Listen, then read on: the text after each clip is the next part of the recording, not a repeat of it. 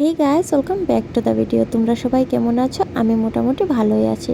সকাল সকাল ঘুম থেকে উঠে সব কাজ কাম সেরে স্নান টান করে চলে এসেছি। আজ দিব মা বিপত্তারিণীর পুজো। মামার পাপা অসুস্থ ছিল, তাই মা বিপত্তারিণীর কাছে চেয়েছিলাম অন্যকে যাতে সুস্থ করে দেয়, আর এখন মোটামুটি সুস্থই আছে। তাই ভাবলাম পুজোটা সেরে নেই। আর এই পুজো দেওয়ানোর জন্য প্রায় আমার 15 দিন অপেক্ষা করতে হয়েছে, কারণ কৃষ্ণপক্ষের সময় আমি মানসা করেছিলাম, আর এই যে শুক্লপক্ষ চলেই এসেছে। আজ শুক্লপক্ষের শনিবার, তাই আমি ভাবলাম পুজোটা সেরিয়ে নিই। যাই হোক, এখানে আস্তে আস্তে আমি পুজোর মোটামুটি সব কিছু কমপ্লিট করে পুজোটা কমপ্লিট করে নিয়েছি, আর খুবই সুন্দরভাবে আমি পুজোটা কমপ্লিট করেছি। মা ওইদিকে খিচুড়ি বসিয়েছিল, আমি ভাবলাম একটু খিচুড়ি করি, পুজো বলে কথা, খিচুড়ি না হলে কি আর হয়। দেন এখানে আমি খিচুড়ির মধ্যে একটু ঘি দিয়ে নাড়িয়ে নিয়েছি, আর ওইদিকে কিন্তু আমি পায়েসও বসিয়েছিলাম।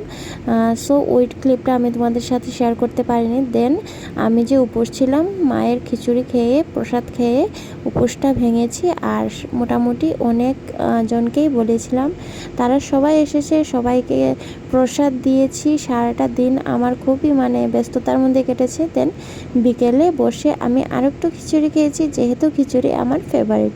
খিচুড়ি পেলে আর আমার কিছুই লাগে না। চলো দেখা হচ্ছে পরের ভিডিওতে। বাই।